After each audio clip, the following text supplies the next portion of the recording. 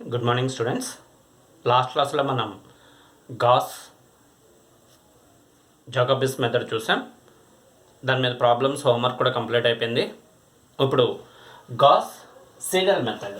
Okay, ఈ method ఏంటంటే Gauss Seidel method. Gauss Seidel method and Gauss Jacobi's method రెండు కూడా ఇంచుమించుగా సిమిలర్గానే ఉంటాయి, ఒకే టైప్లో ఉంటుంది. బట్ హీటరేటివ్ ఫార్ములాస్ రాసే కాడ మాత్రం కొంచెం డిఫరెంట్ ఉంటుంది. ఓకే, హీటరేటివ్ ఫార్ములాస్ రాసే కాడ మాత్రం కొంచెం డిఫరెంట్గా ఉంటుంది. ఆ రిమైనింగ్ ప్రాసెస్ అంతా కూడా గాస్ జాకోబిస్ మెథడ్ ఎలాగైతే చేసామో ఇది కూడా సేమ్ అట్లనే ఉంటుందన్నమాట. ఓకే, ఫస్ట్ ఇక్కడ ప్రొసీజర్ రాసుకుందాం. వాడు ఏమిస్తాడండి? సాల్వ్. ఓకే, ఇందులో కూడా ఏమిస్తాడు? a11 x plus a12 y plus a13 z equal to some b1 and a21 x plus a22 y plus a23 z equal to b2 and a31 x plus a32 y plus a33 z equal to b3 అని ఇస్తాడు అనమాట. Okay, Gauss Seidel method కానీ లేదా gas జాకోబిస్ హీటరేటివ్ methods apply చేయాలంటే ఖచ్చితంగా ఇచ్చిన system of equations ఎలా ఉండాలండి?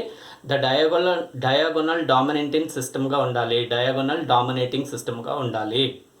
దాన్నే మనం ఏమని చెప్తాం? కన్వర్జెంట్ కండిషన్ అని చెప్తాం. ఓకే, ఇలా ఇచ్చినప్పుడు ఫస్ట్ ఏం చేస్తామండి? సొల్యూషన్ ఇక్కడ చూడండి, ప్రొసీజర్ అనేది ఈ ప్రొసీజర్ మీరు చూస్తా రాసుకోండి. స్టెప్ 1లో ఓకే, ప్రొసీజర్ స్టెప్ 1లో ఈ ఇచ్చినటువంటి ఈక్వేషన్స్ కన్వర్జెంట్ కండిషన్ సాటిస్ఫై చేస్తున్నాయి లేదా చూసుకోవాలి. అలా లేకపోతే వాటిని ఈక్వేషన్స్ని రీరైట్ చేస్తే కన్వర్జెంట్ కండిషన్ సాటిస్ఫై అవుతాయేమో చూడాలి.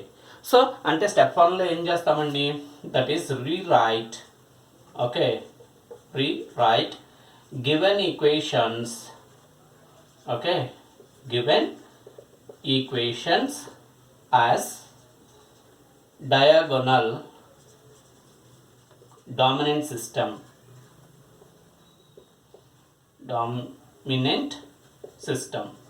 అంటే ఇచ్చిన ఈక్వేషన్స్ మనం ఎలా రాసుకోవాలి? డయాగోనల్ డామినెంట్ ఇన్ డామినెంట్ సిస్టమ్గా రాసుకోవాలి. రాసుకున్న తర్వాత స్టెప్ 2లో ఏం చేస్తారండి ఇక్కడ? ఓకే, స్టెప్ 2లో ఫస్ట్ ఈక్వేషన్ నుంచి ఎక్స్ని డిఫరెన్స్ సేమ్ అక్కడ ఎలాగైతే చేస్తాం జాకోబి హీటరేటివ్ మెథడ్లో ఇక్కడ కూడా సేమ్ ఎక్స్ అనేటువంటి వాల్యూని ఫస్ట్ సిస్టమ్ నుంచి తీసుకుంటాం. అంటే ఫస్ట్ ఈక్వేషన్ నుంచి ఎక్స్ వాల్యూని డెరైవ్ చేసినట్టయితే ఏమవుతుంది? a11 by so that is b1 minus a12y minus a13z. Next second equation నుంచి వైని తేయండి. సెకండ్ ఈక్వేషన్ నుంచి వైని కనుక తీసినట్టయితే a1 by a22 into that is b2 minus a21 x minus a23 z. Okay, next z is equal to 1 by a33 into that is b3 minus a31 x minus a32 y. So ఇలా రాసుకున్న తర్వాత next ఏం చేస్తారండి? ఇక్కడ step 3లో చూడండి, step 3. ఈ step 3లో Gauss Seidel iterative formulas రాయాలి. ఏంటండి? So Gauss Seidel iterative formulas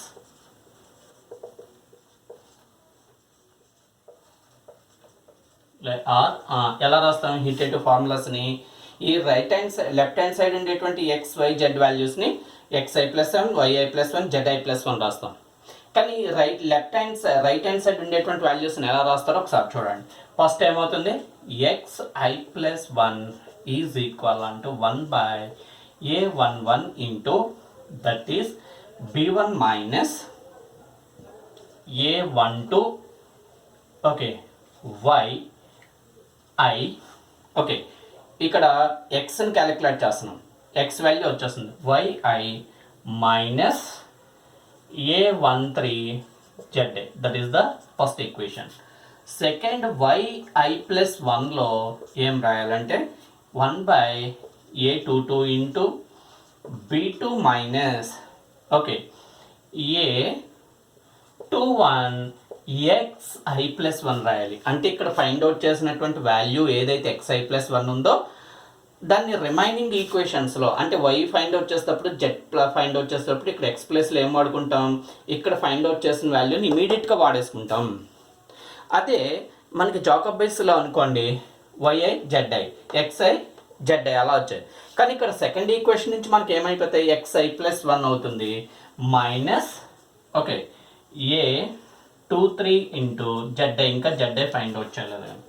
next ఇక్కడ ఏమవుతుంది, zi ప్లస్ 1 ఈక్వల్ అంటూ 1/a33 into that is b3 minus a31 xi plus 1 minus a32 yi plus 1.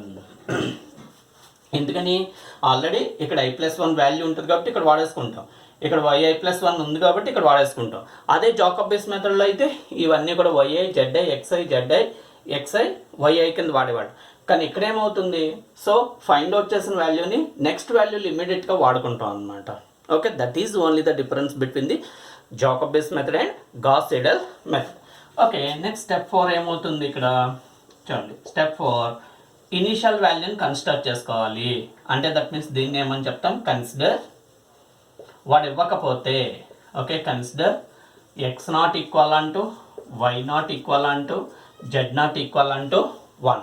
Okay, if he does not give the values then consider x0 equal అంటూ y0 equal అంటూ z0 equal అంటూ 1 కింద consider చేసుకోవాలి. Next ఏంటంటే ఇక్కడ step 5. Okay, ఈ step 5లో మనం ఏమని చెప్పాలి, ఇక్కడ ఫైండ్ ఫస్ట్ ఐటరేషన్ వాల్యూస్ అనమాట. ఫైండ్ సేమ్ అక్కడ ఎలా చేస్తాం ఇక్కడ అలాగే x1 y1 z1 that is the first iteration, x2 y2 z2 the second iteration. Similarly ఎప్పటి వరకు up to any 2 consecutive okay any 2 consecutive iterations are equal up to required accuracy. Okay, up to desired decimal places. Okay, up to desired decimal places అంటే మనకి ఏ decimal places వరకు అయితే కావాలో అక్కడ వరకు మనం ఫైండ్ అవుట్ చేస్తాం. And take that equal values, ఆ ఈక్వల్ వాల్యూస్ని ఎలా చేస్తాం, take that equal value as a solution okay, that is the procedure. Okay, ఏంటి ప్రొసీజర్, ఇచ్చిన సిస్టమ్ ఆఫ్ ఈక్వేషన్స్ ఎలా రీరైట్ చేయాలి, డయాగోనల్ డామినేటింగ్ సిస్టమ్గా రీరైట్ చేయాలి. వన్స్ రీరైట్ చేసిన తర్వాత సో వాటి నుంచి ఎక్స్ని వైని జెడ్ని సెపరేట్ చేయాలి. ఫస్ట్ ఈక్వేషన్ నుంచి ఎక్స్, సెకండ్ ఈక్వేషన్ నుంచి వై, థర్డ్ ఈక్వేషన్ జెడ్ చేయాలి. అండ్ స్టెప్ 3లో ఏం చేస్తాం, ఈ లెఫ్ట్ హ్యాండ్ సైడ్ ఉన్నటువంటి XYZని xi ప్లస్ 1 రాస్తాం, yi plus 1 zi plus 1. But right hand side ఏం చేస్తారండి, ఫస్ట్ ఈక్వేషన్లో yi zi రాస్తాం, సెకండ్ ఈక్వేషన్ కాడి నుంచి x ప్లస్లో xi ప్లస్ 1 రాస్తాం, z ప్లస్లో zi రాస్తాం. థర్డ్ ఈక్వేషన్కి వచ్చేసరికి ఆల్రెడీ ఇక్కడ xi plus 1 yi plus 1 find out చేస్తాం కనుక ఇక్కడ x ఉంటే xi ప్లస్ 1 y ఉంటే yi ప్లస్ 1 రాస్తాం. ఓకే, అదే జాకోబియన్స్ మెథడ్ అనుకోండి, ఇవన్నీ కూడా xi yi zi ఇలాగే రాసేవాళ్ళు అనమాట. ఓకే, నెక్స్ట్ ఏం చేయాలి, స్టెప్ 4లో కన్సిడర్ ఒక in case if initial condition కనుక ఇవ్వకపోయినట్టయితే కన్సిడర్ x0 ఈక్వల్ అంటే y0 ఈక్వల్ అంటే z0 ఈక్వల్ అంటే 1 అని కన్సిడర్ చేసుకోవాలి. అండ్ స్టెప్ 5 ఏం చేయి, ఫైండ్ x1 y అంటే first iteration, second iteration, third iteration అలాగా ఎన్ని ఐటరేషన్స్ వరకు ఫైండ్ అవుట్ చేయాలి, up to any 2 consecutive iterative values are quite equal for required accuracy. అంటే ఫర్ రిక్వైర్డ్ యాక్యురసీ అంటే సపోజ్ 3 డెసిమల్ ప్లేసెస్ అన్నాడు అనుకోండి, ఏదో ఒక 2 ఐటరేషన్స్ వరుస ఐటరేషన్స్లో 3 డెసిమల్ ప్లేసెస్ ఈక్వల్ అయ్యే వరకు కూడా మనం చేయాలి. ఆ ఈక్వల్ వాల్యూని సొల్యూషన్గా తీసుకుంటాము. This is the Gauss Seidel process. Okay, problem చేద్దాం, ఇది నోట్ చేసుకోండి. ఒకవేళ ఇన్ కేస్ ప్రాబ్లంలో వాడు ఎన్ని డెసిమల్ ప్లేసెస్ అనేటువంటిది ఇవ్వకపోతే మనం ఎక్కడి వరకు చేయాలి, 3 డెసిమల్ ప్లేసెస్ వరకు చేయాలి. నోట్ చేయండి.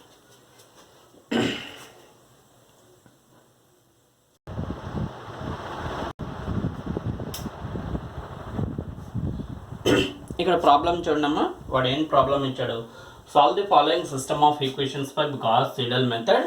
10x plus y plus z equivalent to 12, 2x plus 10y plus z equivalent to 13, 2x plus 2y plus 10z equivalent to 14 అని ఇచ్చాడు.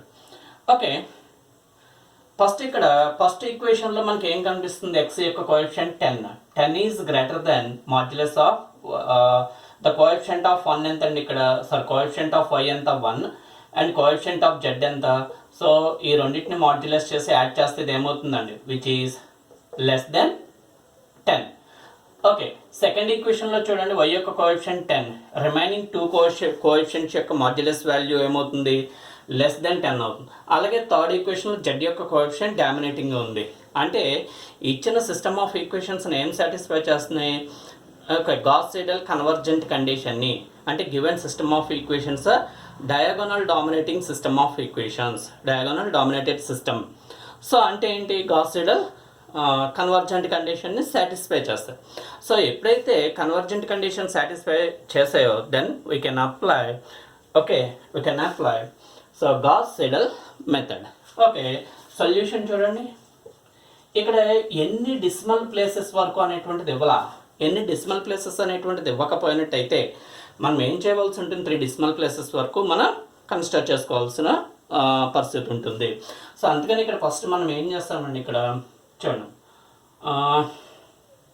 ఓకే, ఫస్ట్ ఈ పాయింట్ రాయాలి, given equations, okay, given equations satisfies,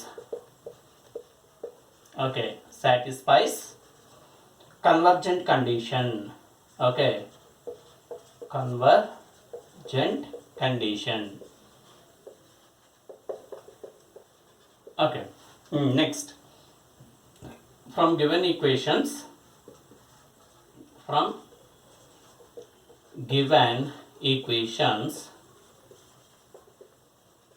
ఏమవుతుందండి, first equation నుంచి ఎక్స్ని కనుక మనం తీసుకున్నట్టయితే X equal అంటూ 1/10 into 12 minus y minus Z.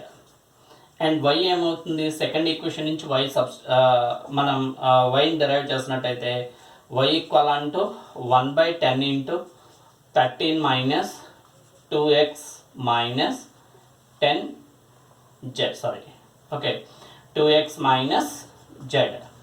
Okay, next z equal అంటూ 1/10 into 14 minus 2x minus 2y. Okay, ఇవి ఎక్స్ వై జెడ్. వీటి నుంచి మనం గాస్ సీడెల్ హీటరేటివ్ ఫార్ములాస్ని తయారు చేయాలి. Okay, therefore the Gauss Seidel iterative formulas,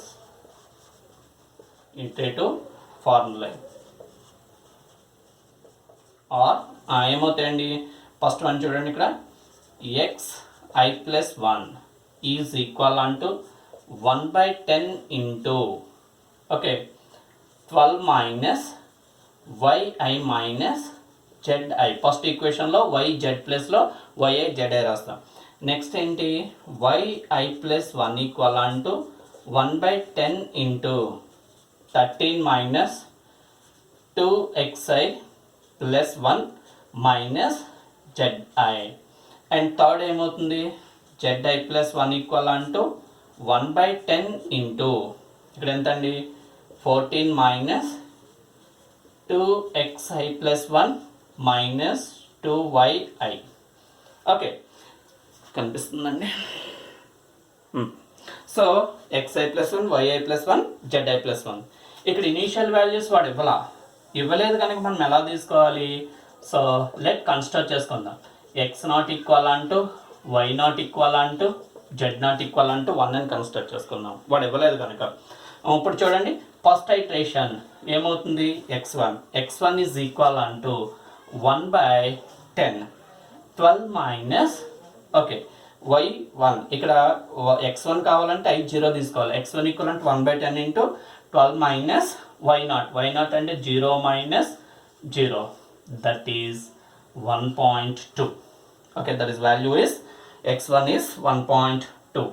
next y1 అంటే ఫస్ట్ ఐటరేషన్ 1/10 ఇంటూ ఇక్కడ 13 ఉంది, 13 minus 2 into xi plus 1. xi plus 1 అంటే x1 ఆల్రెడీ ఇక్కడ ఫైండ్ అవుట్ చేస్తాం, దట్ ఈస్ 1/2 మైనస్ 0 అంటే ఈ వాల్యూ ఎంత వస్తుందండి, దట్ ఈస్ y1 వాల్యూ మనం చూసినట్టయితే 1.06. నెక్స్ట్ ఏంటి ఇక్కడ z1 is 1/10 into 14 minus 2 into xi plus 1 అంటే 1.2 minus 2 into 1.06 and z1 value is 0.948. First iteration అయింది. Again second iteration find out చేయండి, అంటే that means x2 y2 z2 and ఇక్కడ so first iteration అయింది అండ్ x2 వాల్యూ ఎంత వస్తుందండి, so 1/10 ఇవన్నీ substitute చేయాలి. Okay, x2 1/10 into 12 minus yi, that is y1 value already ఇక్కడ ఉంది 1.06. ఓకే, x2 చేస్తాను పని చూడండి, that is 1/10 into 12 minus y1 means 1.06 minus z1 0.948 అంటే that means x2, what is the value of x2, 0.999. okay, 0.999 and y2 find out. y2 is 1/10 into 13 minus 2 into ఇక్కడ x1 ప్లేస్లో ఏమొస్తుంది, x2 వస్తుంది. x2 అంటే ఇక్కడ ఎంత 0.999 minus z1. What is the z1 is 0.948, that is y2. so y2 is 0.965. okay, 965 మీరు క్యాలిక్యులేటర్తో simplify చేయండి, simplify చేస్తే మీకు వాల్యూస్ వస్తుంది. And what is the z2, second iteration is z2 is equal to 1/10 into 14 minus 2 into that is 0.999 minus 2 into 0.965. ఈ వాల్యూని కనుక simplify చేసినట్టయితే z2 is 1.007 అనేటువంటి వాల్యూ వస్తుంది. నెక్స్ట్ ఇప్పుడు చెక్ చేసుకోండి, x1 x2 both are not equal, y1 y2 which are not equal అంటే ఇంకొక ఐటరేషన్ చేయాలి. మనం ఇంకొక ఐటరేషన్ చేయాలి అన్నట్టయితే దేర్ఫోర్ ఇది సెకండ్ ఐటరేషన్ అయింది, ఇది ఫస్ట్ ఐటరేషన్ అయింది. ఓకే, నెక్స్ట్ థర్డ్ ఐటరేషన్ మనం చేసినట్టయితే ఏమొస్తుంది, x3 ఈక్వల్ అంటూ 1 అండ్ y3 ఈక్వల్ అంటూ 1 అండ్ z3 ఈక్వల్ అంటూ 1 అని వస్తుంది. And third iteration and x4 కూడా ఏమొస్తుంది, ఫోర్త్ ఐటరేషన్ x4 ఈక్వల్ అంటూ 1, y4 ఈక్వల్ అంటూ 1 అండ్ z4 ఈజ్ ఆల్సో 1 అని వస్తుంది అనమాట. అంటే దేర్ఫోర్ ఇక్కడ ఈ third iteration fourth iteration equal కనుక అంటే x3 x4 equal, y3 y4 equal, z3 z4 equal కనుక therefore the third and fourth iteration values are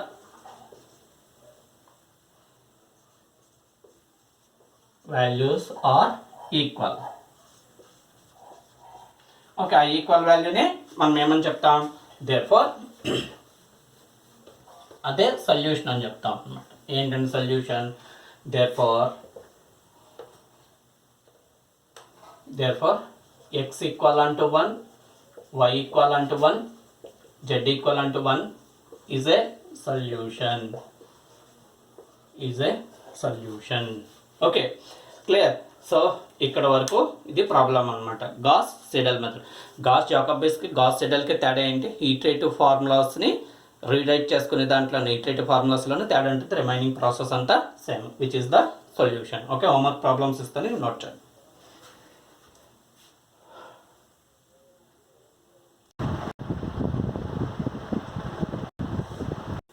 okay students, these 4 are homework problems and ప్రతి ప్రాబ్లం కూడా answer ఇవ్వడం జరిగింది.